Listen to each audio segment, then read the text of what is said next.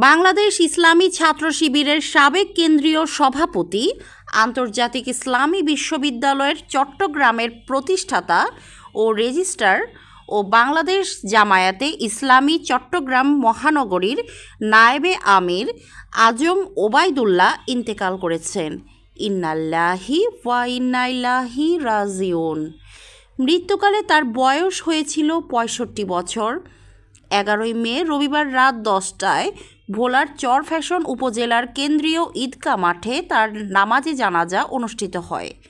পরে পৌরসভার মুক্তাদের বিল্লা মসজিদের পাশে পারিবারিক কবরস্থানে তার দাফন কার্য সম্পন্ন করা হয়।